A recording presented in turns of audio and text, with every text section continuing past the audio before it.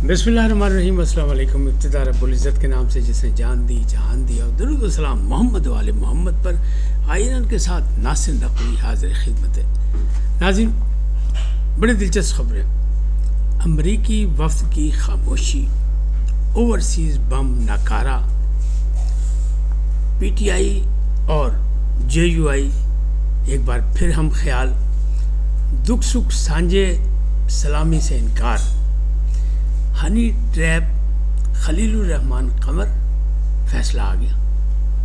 इन तमाम चीज़ों से आपको आगाह करूँगा, लेकिन पहले आपसे गुजारिश का आइए इनको सब्सक्राइब करें, लाइक करें और घंटी का बटन दबाना भूलें, बल्कि अपनी कीमती राय का इज़हार भी अपनी शख्सियत के मुताबिक करें। जी नाज़रीन, पहली बात, वो जो मिनरल कॉन्फ्रेंस हो रही थी 3 रोज़ा, वो खैर व आफियत से ख़त्म हो गई। बलूचिस्तान में हंगामा रही जारी, आज भी हड़ताल थी, बल्कि कई जगह फायरिंग भी हुई और बहुत से मसाइल हुए, यहाँ तक कि बोलान एक्सप्रेस को रोक लिया गया जैकबाबाद पे, और वहाँ से फिर सिब्बी गई और सिब्बी से बसों के ज़रिए मुसाफिरों को कोयटा भेजा गया। इसका क्या मतलब कि अंदेशा मौजूद था BLA का, बल्कि BYC की हड़ताल की थी, और फिर उसके साथ जो है BNA भी शामिल हो गई, तो हालात वहाँ कशीदा हैं। जबकि अख्तर मैंगल का जो धरना है वो जारी है, ये 17-18 दिन हो गए, लेकिन वो एक किस्म की अपोजिशन की आल पाकिस्तान कॉन्फ्रेंस होगी, बल्कि आल पाकिस्तान ऑल पार्टीज़ कॉन्फ्रेंस कह लें कि बलूचिस्तान के लोगों की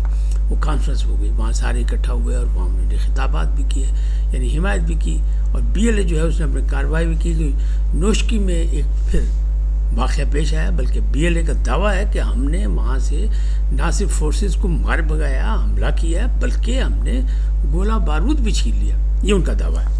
बहरहाल इसका मतलब ये है कि हालात कशीदा थे, तो ये जो बोलान एक्सप्रेस जो रोकी गई जैकबाबाद पे, उसको फिर सिब्बी पे ले जाके ऑफलोड कर दिया गया और बसों के ज़रिए कोयटा भेज दिया गया, ताकि उनकी हिफाजत की जा सके मुसाफिरों की। तो ये तो हो गई सूरत हाल कि अभी वहाँ संभल नहीं रही, लेकिन हुकूमत जो है वो एक बड़ा ऑपरेशन करने की तैयारी कर चुकी है, और वो कह रही है कि नहीं, किसी से हम नहीं, हम हार्ड स्टेट बनाने का फ़ैसला कर लिया है, लिहाजा जो भी ये नेगोशिएशन से बात होगी, नहीं होगी तो फिर ताकत का इस्तेमाल होगा। जबकि लोग ये कह रहे हैं, वहाँ के लोग जो मुकामी लोग हैं, उनका दावा ये है कि चूँकि मादनियात के हवाले से बड़े सोने की चिड़िया है बलूचिस्तान, लिहाजा वफाक उस पर हमलावर होना चाहता है और वो ताकत का इस्तेमाल करना चाहता है, क्योंकि फ़ायदा बहुत ज़्यादा है। तो ये मुख्तलिफ अफवाहें उड़ाई जा रही हैं, मुख्तलिफ बातें की जा रही हैं, लेकिन फ़ैसला एक ही है वफाक का कि अमन, पाकिस्तान पुरअमन मुल्क है, तो अमन कायम होगा, तभी तरक्की होगी, तभी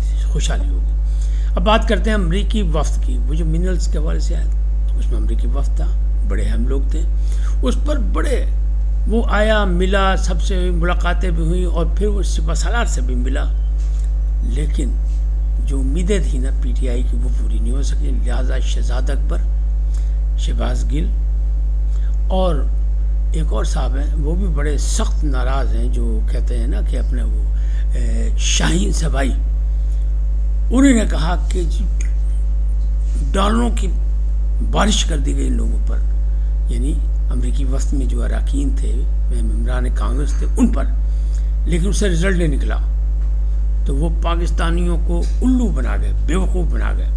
लेकिन साथ ही उन्होंने कहा कि अगर ये वापसी पर बानी चेयरमैन से मिल के आए या उसकी बहनों से मिल के आए, तो मैं उनसे माफ़ी मांगूंगा। जबकि शहबाज गिल कहते हैं नहीं, अपने ही गिराते हैं नशेमन पे बिजलियाँ, इस घर को आग लग गई घर के चिराग से।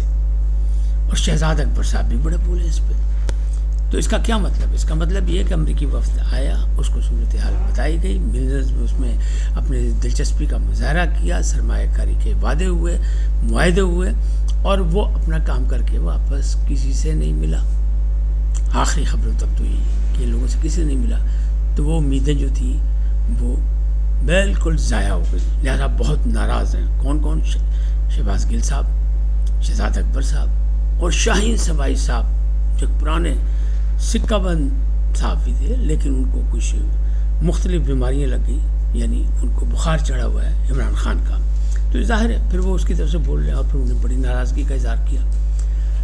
अब ओवरसीज़ कॉन्फ्रेंस हो रही है, आज पहला दिन था, उसमें जो ओवरसीज़ के नुमाइंदे आए हैं, जिसमें एक साजिद तारड़ साहब भी हैं, जो ट्रंप के बड़े कार ख़ास हैं पाकिस्तानियों के हवाले से, انہوں نے کہا جناب پاکستان میں جو کچھ ہو رہا ہے بہت صحیح ہو رہا ہے، ترقی اور خوشحالی کے راستے کھل رہے ہیں، اور معدنیات میں امریکہ انٹرسٹڈ ہے اور اوورسیز انٹرسٹڈ ہے، اوورسیز اپنی ذمہ داری سمجھتے ہیں، ان کے لیے کوئی شخصی چیز جو ہے وہ اول نہیں، یعنی شخصیات اول نہیں ہیں بلکہ پاکستان پہلے ہے۔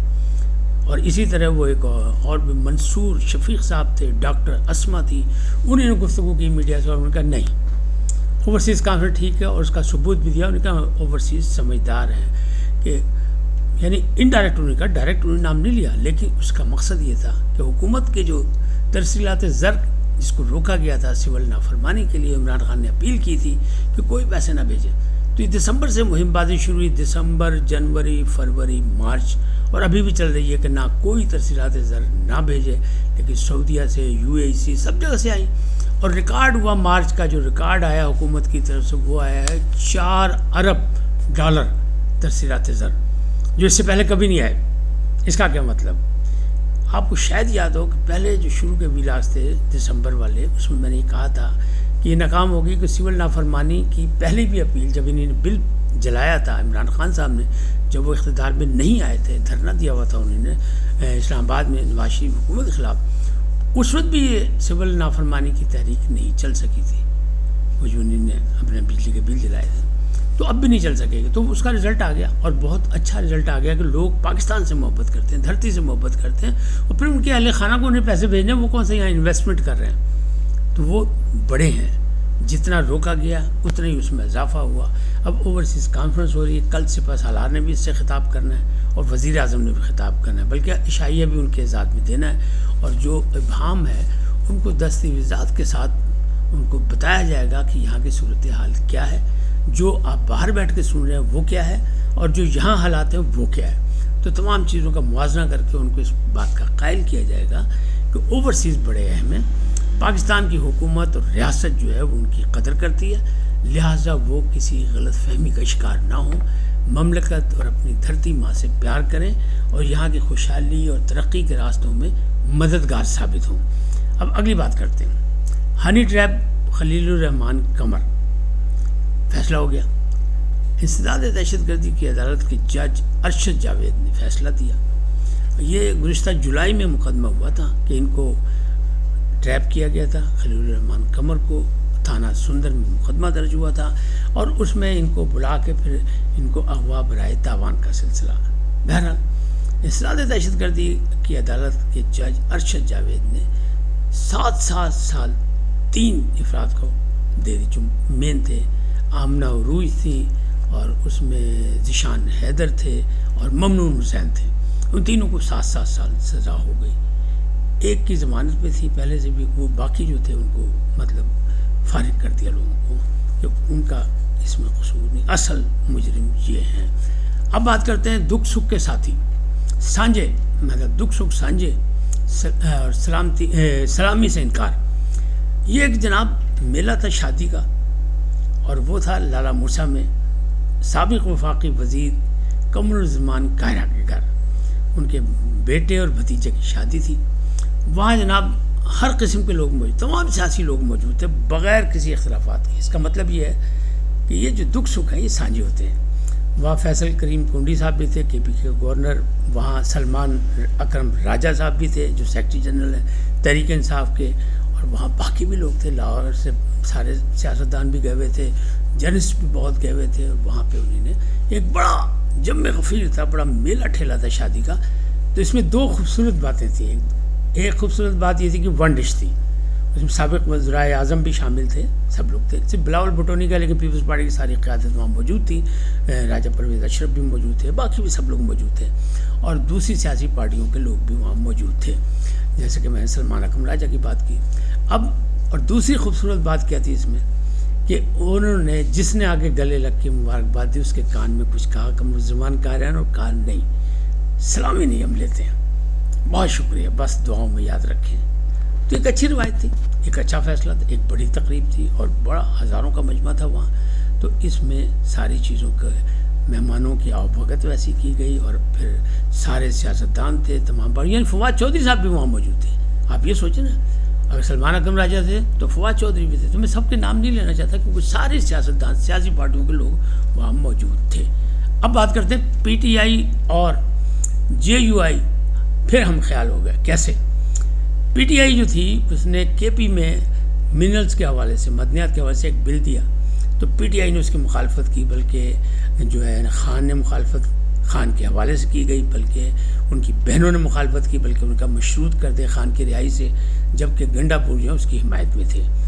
اسی طرح اب بلوچستان میں یہ بل پیش کیا گیا مدنیات کے حوالے سے, منرل کے حوالے سے, تو وہاں جے یو آئی نے مخالفت کر دی, وہ مد مقابل آ گئی.